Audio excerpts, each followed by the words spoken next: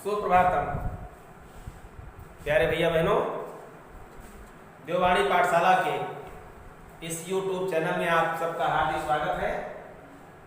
आज हम आपके सामने अलंकारों की चर्चा करेंगे।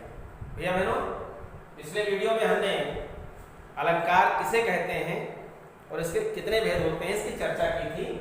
तो अलंकार जिसका शाब्दिक अर्थ होता है आभूषण या गहना, जिसे महाकवि दंडी ने कहा है काव्य शोभा करान धर्मान अलंकारान प्रचक्षते।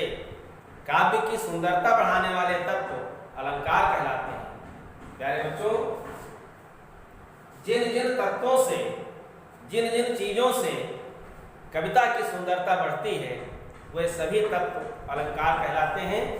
जैसे हम अपने शरीर की सुंदरता बढ़ाने के लिए कभी साबुन से स्नान करते हैं, कभी सुगंधित तेल लगाते हैं, बालों में हेयर डाई लगाते हैं, बाल कटवाते हैं, विभिन्न प्रकार की स्टाइल में दिखने का प्रयास करते हैं। क्यों? लोग हमें सुंदर कहें, हम सुंदर दिखें। ऐसे ही कवि अपनी कविता में सुंदर सुंदर वर्णों का, शब्दों का या कुछ ऐसे भावों का चयन करता है जिससे उसकी कविता में रोचकता आती है, सुंदरता आती है, उसकी कविता सुंदर बनती है। भैया बहनों, ये सुंदरता लाने के लिए जो जो उपकरण प्रयोग में लाए जाते हैं वे सभी अलंकार कहलाते हैं। हिंदी साहित्य में जो साहित्याचार्य हैं उन्होंने काव्य सौंदर्य के तत्वों को अलंकार कहा है। अलंकरोति इति अलंकारः, अलंक्रियते अनेन इति अलंकारः। जो अलंकृत करे, जो अलंकरण करे, जिसके द्वारा अलंकार किया जाए, श्रृंगार किया जाए, सजावट की जाए, वे तत्व अलंकार कहलाते हैं। और ये दो प्रकार के होते हैं, शब्दालंकार और अर्थालंकार। जब कविता में सुंदरता वर्णों के द्वारा या शब्दों के द्वारा बढ़ती है, उसमें वर्ण या शब्द चमत्कार उत्पन्न करते हैं, तो ऐसे अलंकारों को हम शब्दालंकार के अंतर्गत गिनते हैं। अनुप्रास, यमक और श्लेष, ये तीन शब्दालंकार कक्षा नवम की पाठ्यपुस्तक में यूपी बोर्ड के द्वारा पाठ्यक्रम में रखे गए हैं। और नवम के भैया बहन इन तीन अलंकारों का गहराई से अध्ययन करेंगे। कक्षा दसम में उपमा, रूपक और उत्प्रेक्षा, ये तीन अर्थालंकार रखे गए हैं। अर्थ के द्वारा जब चमत्कार पैदा होता है वह अर्थालंकार होता है। और कुछ विशेष लोग ये भी मानते हैं कि कहीं कहीं शब्द और अर्थ दोनों के द्वारा चमत्कार जब उत्पन्न होता है तो वहां उभय अलंकार की सृष्टि होती है। क्योंकि जब भी आपसे पूछा जाए कि अलंकार के भेद कितने हैं तो आप निसंकोच बिना किसी संशय के आप दो ही बताएंगे, शब्दालंकार और अर्थालंकार। शब्दालंकारों में कक्षा नवम के पाठ्यक्रम के अंतर्गत आज हम चर्चा करेंगे अनुप्रास अलंकार की। भैया बहनों, अनुप्रास अलंकार वह अलंकार है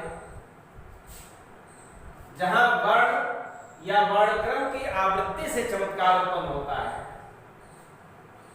कविता में अगर कोई वर्ण बार बार आए या किसी वर्णों का कोई क्रम बार बार आ रहा हो और उससे चमत्कार उत्पन्न हो रहा हो तो वहां अनुप्रास अलंकार होगा। अनुप्रास अलंकार, अनुप्रास, च्यवनप्रास यानी चटनी। प्रास का अर्थ होता है आयुर्वेद में चटनी। चटनी को हम बार बार चाटते हैं। प्यारे बच्चों, ऐसे ही कविता में जब कोई वर्ण आपको बार बार आता हुआ दिखे, अनेक बार आता हुआ दिखे, तो आप झट से वहां पर लिखिएगा कि यहाँ अनुप्रास अलंकार की सुंदर छटा है। अनुप्रास अलंकार का उदाहरण देखिए। सन सन सन सन सन चल पड़ा पवन, मुरझा मुरझा कर गिरे फूल। भैया बहनों, ये सन सन सन सन सन कितनी बार आया है? 5 बार आया है। और इससे यहाँ चमत्कार उत्पन्न हो रहा है। ऐसे मूर्झा मूर्झा ये शब्द की आवृत्ति हुई है। यहाँ मूर्झा मूर्झा ये वर्ण ही बार बार आए हैं, तो यहाँ पर अनुप्रास की छटा है। आगे देखें, कूलन में, केल में, कछारण में, कुंजन में, कूलन में, केल में, कछारण में, कुंजन में, क्यारिन में, कलित कलीन किलकंत है। का वर्ण की देखिए और ला वर्ण की आवृत्ति कितनी बार आई है। का और ला की आवृत्ति होने से यहाँ पर भी अनुप्रास की छटा है।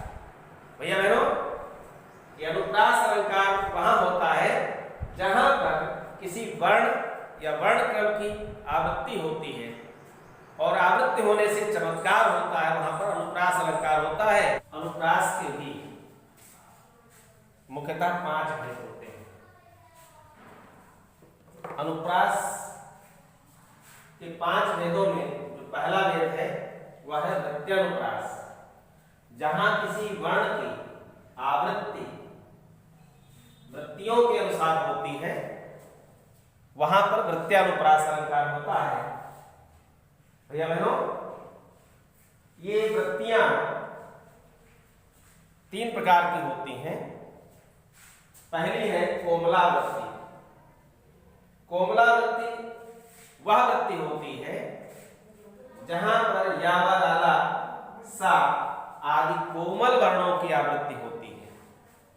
तो जहां कोमल वर्णों की आवृत्ति हो और उसके कारण चमत्कार उत्पन्न हो, वहां पर कोमला वृत्ति वृत्यानुप्रास अलंकार होता है। जैसे कूलन में, केल में, कछारण में, कुंजन में, क्यारिन में, कलित कलीन किलकंत है, बीथिन में, ब्रज में, नवेलिन में, बेलिन में, बनन में, बागन में, बगरहो वसंत है।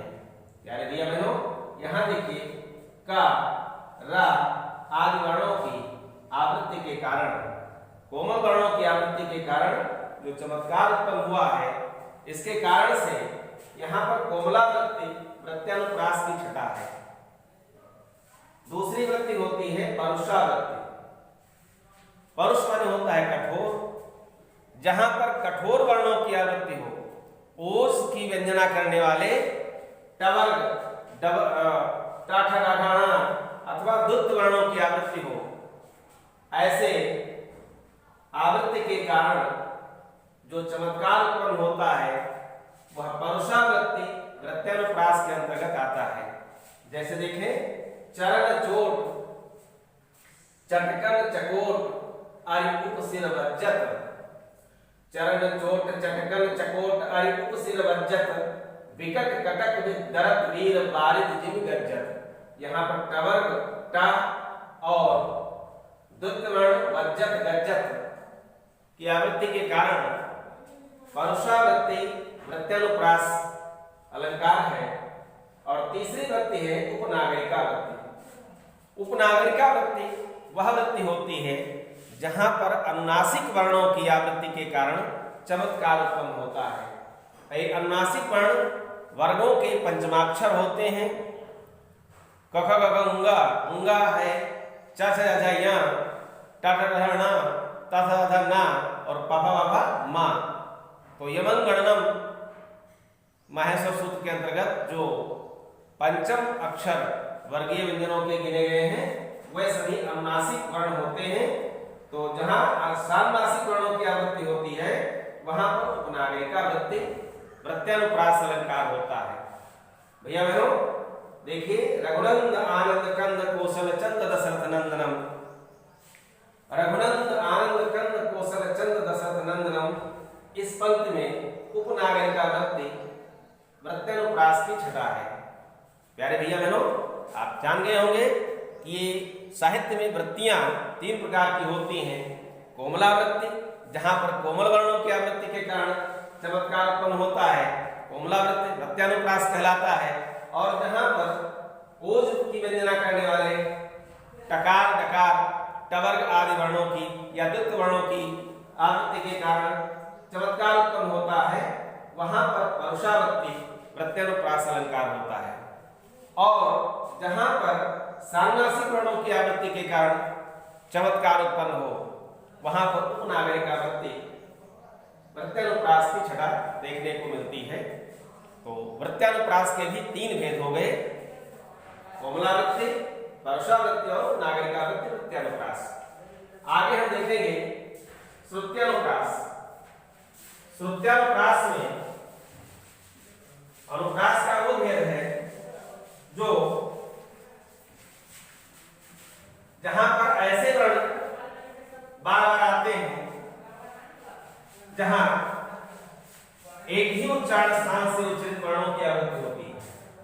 भैया बहनों, अगर दंत वर्णों की आवृत्ति हो रही है तो वहां पर श्रुत्यानुप्रास अलंकार होगा, या मूर्धन्य वर्णों की आवृत्ति हो रही है या तालव्य वर्णों की आवृत्ति हो रही है, यानी एक ही उच्चारण स्थान से उच्चरित होने वाले वर्णों की आवृत्ति के कारण जो चमत्कार उत्पन्न होता है वह चमत्कार साहित्य में श्रुत्यानुप्रास के अंतर्गत आता है। जैसे आप देखें तुलसीदास,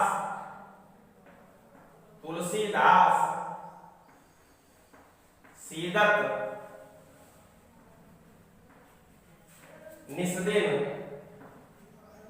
निस्दिन, देखत तुम्हारी निठुराई, देखत तुम्हारी निठुराई। भैया बहनों, आप देख रहे हैं तुलसीदास, तुलसीदास में देखिए तब ता है, ता वर्ण जो है वो दंत वर्ण है, ला भी दंत वर्ण है, सा भी दंत वर्ण है, दा भी कवर का वर्ण होने के कारण दंत है, और ना भी कवर का वर्ण होने के कारण यह भी दंत वर्ण है। तो तुलसीदास सीदत निस्दिन, इस पंक्ति में दंत वर्णों की आवृत्ति के कारण चमत्कार उत्पन्न हो रहा है, और यह चमत्कार अनुप्रास के श्रुत्यानुप्रास भेद के अंतर्गत आ रहा है। अर्थात यहाँ पर तुलसीदास सीदत निस्दिन, देखत तुम्हारी निठुराई पंक्ति में अनुप्रास का जो श्रुत्यानुप्रास है वह अलंकार है। भैया बहनों, आगे है छेकानुप्रास। छेकानुप्रास में किसी वर्ण की आवृत्ति केवल एक बार होती है, यानी कोई वर्ण अगर 2 बार आया है तो वहां पर छेकानुप्रास अलंकार होता है। कोई भी वर्ण अगर 2 बार आता है, याद रखिएगा, तो वहां छेकानुप्रास अलंकार होता है। इसे पहचानना भी बहुत आसान है। आप काव्य की पंक्ति को देखिए, और किसी पंक्ति में अगर कोई वर्ण आपको 2 बार मिल जाए तो तुरंत आंख मूंद करके वहां लिख दीजिए कि यहां पर छेकानुप्रास अलंकार है। अगला भेद है अंत्यानुप्रास अलंकार। प्यारे भैया बहनों, अंत का अर्थ होता है अंतिम, आखिरी, बाद में। कविता को आप पढ़ते हैं तो अंत में तुकांत शब्दों की आवृत्ति होती है। अंत में तुकांत शब्द आते हैं, जैसे आप देखें जय हनुमान ज्ञान गुण सागर, जय कपीस इहलोक उजागर। इसमें अंत में सागर और उजागर में आगर की आवृत्ति हुई है और ये अंत में आवृत्ति आई है, इसलिए यहां पर अंत्यानुप्रास अलंकार है। चौपाइयां आप देखेंगे, दोहे देखेंगे, सब में आपको अंत्यानुप्रास अलंकार की छटा मिलेगी। और तीसरा है लाटानुप्रास। लाटानुप्रास अलंकार अनुप्रास का वो भेद है जहां पूरी पंक्ति की पंक्ति दोहरा दी जाती है और थोड़ा सा अंतर करने से पूरी पंक्ति का अर्थ बदल जाता है। यानी भैया बहनों, वहां पर लाटानुप्रास अलंकार होता है। याद रखिए, पूरी की पूरी पंक्ति दोहराई जाए और उस पंक्ति का अर्थ भी बदल जाए, पूरी पंक्ति का भाव बदल जाए, वहां पर लाटानुप्रास होता है। जैसे बातें हाथी पाइए, बातें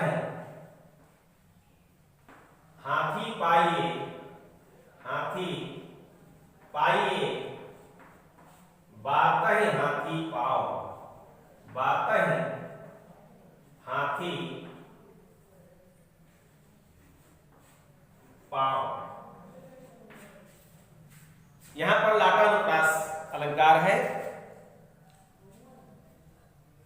अगला है पराधीन जो जन नहीं, पराधीन जो जन नहीं स्वर्ग नरक काहे। पराधीन जो जन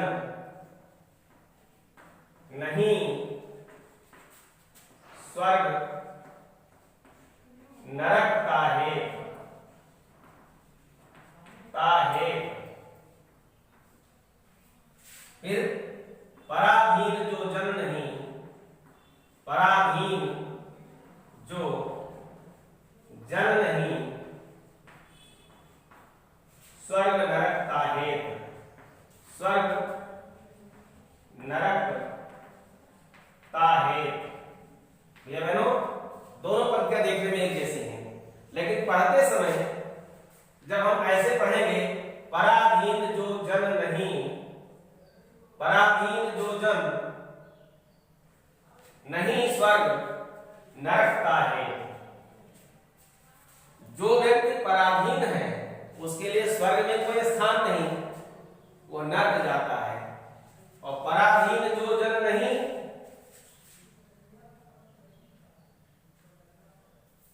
जो व्यक्ति पराधीन नहीं है, जो व्यक्ति स्वतंत्र है, स्वर्ग नरक काहे, उनके लिए नरक नहीं स्वर्ग मिलता है। भैया बहनों, बातें हाथी पाइए बातें हाथी पाओ, और पराधीन जो जन नहीं स्वर्ग नरक काहे, पराधीन जो जन नहीं स्वर्ग नरक काहे।